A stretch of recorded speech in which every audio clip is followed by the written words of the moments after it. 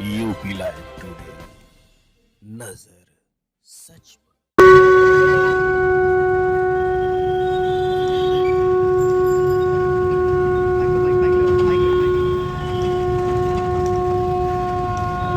भाजपा की सरकार थी।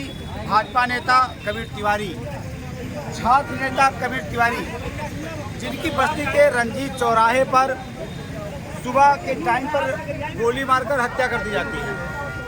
उनका परिवार कबीर को इंसाफ दिलाने के लिए लगातार अनशन करता है। उस मामले में उत्तर प्रदेश के कानून मंत्री ब्रजेश पाठक आते हैं और कहते हैं कि मामले की फर्स्ट टाइम में सुनवाई होगी और कबीर को इंसाफ मिलेगा। लेकिन 2019 से 2024 में अब तक कबीर तिवारी को कोई इंसाफ नहीं मिल पाया है। उनके हत्यारोपी कौन है, किसने उनको गोली मारी, किन लोगों ने गोली मरवाया, कौन लोग उस हत्या के मामले में शामिल थे, ये अब तक स्पष्ट नहीं हो पाया है। अक्टूबर से लेकर 2019 से लेकर 2024 तक उनका परिवार अभी न्याय के लिए भटक रहा है। उनके भाई तुलसी तिवारी हैं, जिन्होंने बस्ती से लगाकर दिल्ली तक पग यात्रा का जो है ऐलान किया है कि हम दिल्ली तक जाएंगे पैदल और अपने भाई कबीर को इंसाफ दिलाने की मांग करेंगे। दिल्ली में किससे मांग करेंगे इंसाफ की? गृह मंत्री अमित शाह जी से, क्योंकि बस्ती जनपद से हमने आवाज़, हमारा परिवार, हमारा समाज, बस्ती जनपद का युवा और तमाम प्रदेश के माननीय नेतागण भी आए हमारे घर से और न्याय की मांग किए, न्याय का आश्वासन दिए।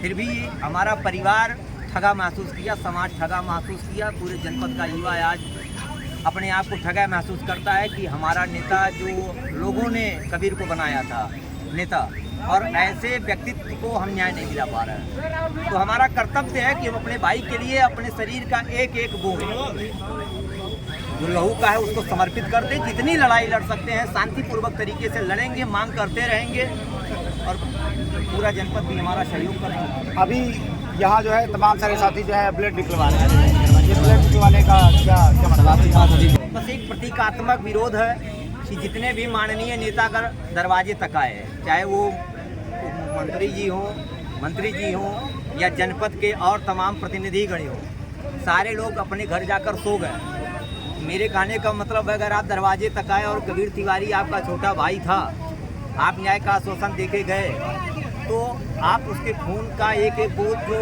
रंजीत चौराहे पर गिरा, बस्ती जनपद के युवाओं का भविष्य और बस्ती जनपद के युवाओं का जो हौसला था, जुनून था, वह खत्म हो गया। तो ऐसे व्यक्तित्व को अगर आप भूल गए और न्याय नहीं दिलाए, तो हमारा कर्तव्य है कि हम अपने खून का एक एक बूंद आपको प्रतीकात्मक देकर ये विरोधाभास प्रकट करेंगे कि आप होश में आइए और कबीर तिवारी के न्याय के लिए हमें सीबीआई, हमारा पहले दिन से मांग था, आज भी मांग है और जब तक जिंदा रहेंगे तब तक मांग रहेगा। सीबीआई चाहिए। अगर बस एक ही मांग लेके हम दिल्ली के लिए निकल चुके हैं। हत्याकांड में जो आरोपी पकड़े गए थे, क्या मामला कहाँ तक पहुँचा है? कोर्ट में कहाँ तक मामला पहुँचा है? जैसा कि हमारे मामले में तो हम सब ने शास्त्री चौक पर धरना दिया था, समाज ने दिया था, पूरे जनपद के युवाओं ने दिया था, परिवार ने दिया था।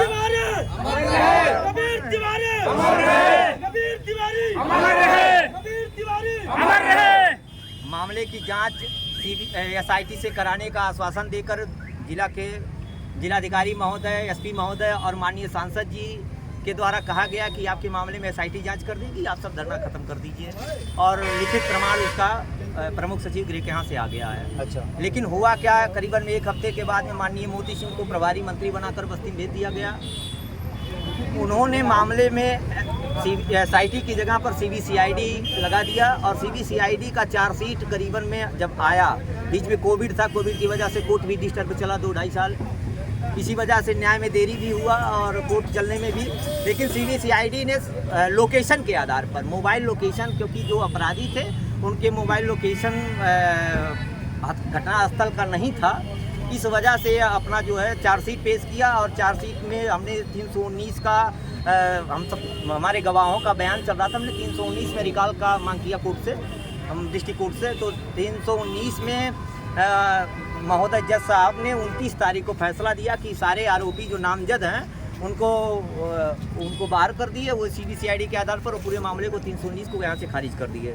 अच्छा, हम आगे की लड़ाई भी लड़ रहे हैं, लेकिन जिस तरीके से न्यायालय का और जिस तरीके से मंशा दिखा है, ये कहीं ना कहीं शक के घेरे में दिखा है। अच्छा, अभी तक का जितना भी प्रक्रिया कबीर के मामले में हुआ जनपद में, चाहे कोर्ट का मामला हो, चाहे किसी नेता का आश्वासन का मामला हो, चाहे हमको झूठे तरीके से चला गया, तो हमको भरोसा नहीं है अब। और अब लास्ट ही भरोसा है कि आन मान शान के लिए, अपने सम्मान के लिए, कबीर के न्याय के लिए जान पर खेल के लड़ जाए। यहाँ से दिल्ली तक संघर्ष करने जा रहे हैं और युवाओं का ताकत है, बस्ती जनपद के बड़े भाइयों का ताकत है, हमारे छोटे भाई सारे संघर्ष कर रहे हैं। इस ताकत को लेकर हम दिल्ली जा रहे हैं, संघर्ष करेंगे, CBI लेके रहेंगे। भाजपा की सरकार थी, कबीर तिवारी भाजपा नेता, कानून मंत्री ब्रजेश पाठक, वो भी एक है जो है मामले की फास्ट ट्रैक में सुनवाई होगी। क्या लगता है आपको कि वो सारे वादे, सारी चीज़ें, सारी बातें धरी की धरी रहेगी? नहीं, ऐसा नहीं है। मैं मानता हूं कि पाठक जी भी और हमारे जनपद के माननीय सांसद जी भी और सारे प्रतिनिधि जो है, उन्होंने पुरजोर कोशिश किया, लेटर भी लिखा, विरोध भी किया शासन का, लेकिन उस विरोध का असर जातीय विभाजन में रह गया। कहीं ना कहीं जातीय विभाजन में हमारी जाति के जो नेता थे, जो ब्राह्मण जाति के नेता बनते थे, हमारे दरवाजे पर आए थे, जातीय विभाजन में पीछे रह गए और वो जातीय आधार पर ब्राह्मण और ठाकुर की लड़ाई इसको लोगों ने बना दिया, राजनीतिक मुद्दा बनाया और कबीर को बलि का बकरा बना दिया, कबीर के न्याय को। यात्रा कितने दिन की है? ये लगातार 9 अक्टूबर तक की है और मैं 9 अक्टूबर तक कोशिश करूंगा वहां पहुंच के गृह मंत्रालय तक अपनी पूरी बात करके फिर कबीर के पूर्ण तिथि पर मैं बस्ती जनपद में आपके कार्यक्रम जैसा करता रहा हूँ हर साल, वैसे करूँ। अगर नहीं मिल पाती है इतने दिनों में, तो मैं फिर दिल्ली में बसने का पूरा इरादा बना के गया हूँ, वहीं बैठूंगा, वहीं रहूंगा और जब तक न्याय नहीं मिलेगा नहीं आऊँगा। देखिए, न्याय तो कोर्ट के द्वारा जो फैसला सुनाया गया है वह निश्चित तौर पर मैं कोर्ट का अवमानना नहीं कर सकता, लेकिन निंदनीय है। जिस तरह से सरेआम दिन में हत्या हुई और कोर्ट के द्वारा सबको बाइज्जत बरी कर दिया गया, तो ये तो निश्चित तौर पर इसको न्याय नहीं कहा जाएगा। न्यायिक प्रक्रिया पे इनके परिवार का भी बड़ा भरोसा है, आज भी भरोसा कायम है। न्याय के लिए लोग घूम रहे हैं और न्याय चाहिए। बाकी कबीर तिवारी के परिवार के लोगों की मांग है कि CBI जांच हो और उनका परिवार आज कप्तानगंज से दिल्ली के लिए जा रहा है। मैं चाहूँगा भी कि सरकार इस पर ध्यान दे।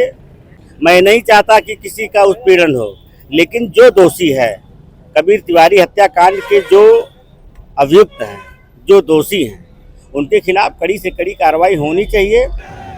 दिन दहाड़े किसी छात्र नेता की हत्या कर दी जाती है, दिन दहाड़े किसी युवक की हत्या कर दी जाती है, किसी का बेटा उससे छीन लिया जाता है, किसी का परिवार उससे छीन लिया जाता है। अक्टूबर 2019 और ये 15 अगस्त आज 2024, कितने महीने लगेंगे, कितने साल लगेंगे और कितने साल लगेंगे? इंसाफ पे इतनी देरी क्यों? कितनी कमज़ोर, कितनी लचर व्यवस्था है हिंदुस्तान की, हमारे समाज में।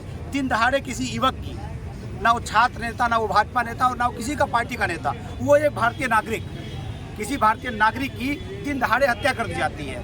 फिर इंसाफ पे इतनी देरी क्यों और कब तक?